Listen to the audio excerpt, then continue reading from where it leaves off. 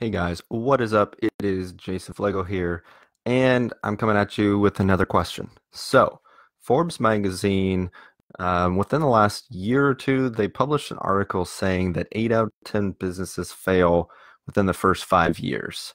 Why do you think that is? What causes businesses to fail? To all of my entrepreneurs and business leaders, in my network, why do you think that they fail? Because Forbes listed five main reasons why they believe businesses are failing within the first 5 years, or 8 out of 10 businesses are failing within those first 5 years. And the reasons are: number one, not really in touch with customers through deep dialogue, no real differentiation in the market. They lack the value of a true value proposition, failure to communicate value proposition in a clear, concise, and compelling fashion. Four is leadership breakdown at the top, otherwise known as founder dysfunction. And five, inability to nail a profitable business model with proven revenue streams. So I recently published an article in the Marketing and Growth Hacking publication talking about this article and my response to it.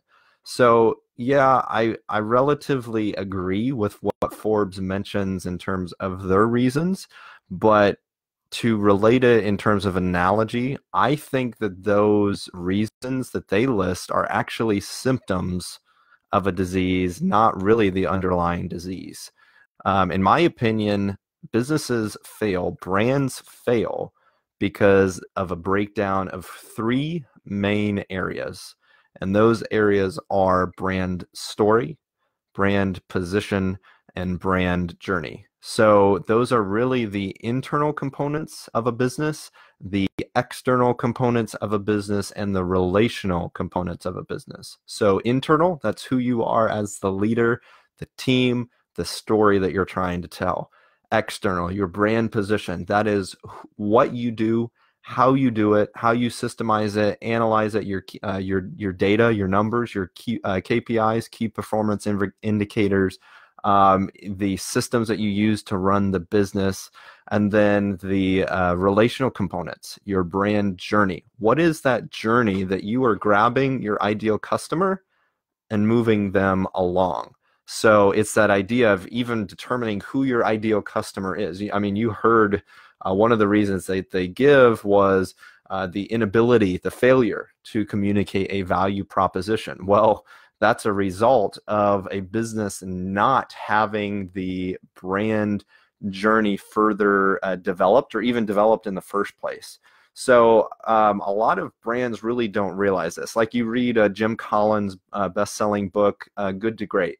So why some companies are successful, why they stand apart from their competition, and why other ones do not. Actually, a lot of his perspectives and his insights I would attribute to those three main areas as well.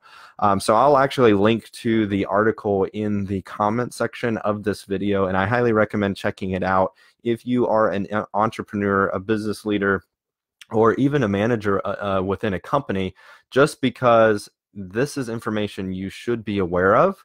I don't need to tell you, if you're involved in the business world or involved in working with people at all, but understanding your brand and figuring out how to differentiate yourself from everyone else is so important. So I kind of break down these main areas. And I like to think of brand story, brand position, brand journey as the brand wheel. It is the wheel of your brand.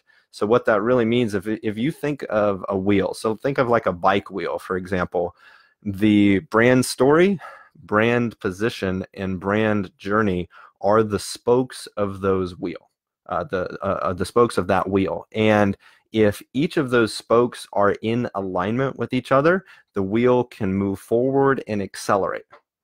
If one or more of those spokes are out of alignment, the wheel cannot turn. So the brand cannot function. The brand cannot move from where it is to where it wants to go. And that's why I would argue, from my perspective, that yeah, those reasons that Forbes gives to a certain extent are accurate, but it's really surface level. It's not getting to the main points of how brands can differentiate themselves and stand apart from everyone else. There's so many people who do, and businesses who do, a cookie cutter approach. It's that idea that they really just sit there and kind of say, hey, we do this.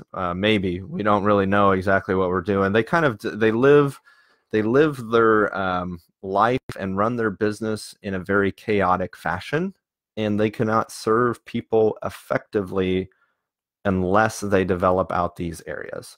And in the words of Zig Ziglar, to sell is to serve. A business really is, it exists to serve other people. It exists to serve someone or something by providing value to them, whether that's information, a product, or a service. So that's I wanted to jump on a quick video and share that with you guys, just because a lot of people really, they kind of touch on this topic that, hey, we know businesses fail and we know some succeed, but they really never get to a format of sharing in a really simple way why some fail and why others succeed. And that's kind of what I wanted to share with you guys. So I'll link to that article so you guys can check it out if that's of interest to you. But again, I've worked with a lot of brands in the past, like the John Maxwell Company, Russell Brunson from ClickFunnels, Ryan Levesque from the Ask Method, the Ziegler Corporation, Kevin Harrington from Shark Tank. I've worked with billionaires all the way down to solo entrepreneurs. And this model of a brand wheel with brand story, brand position, and brand journey stands true for all levels. So if you're an entrepreneur, you're a business leader, highly recommend checking this out and implementing it in your business. Thank you guys so much for tuning in to this video. As always, remember to keep moving forward, and I will catch you guys next time. Bye-bye.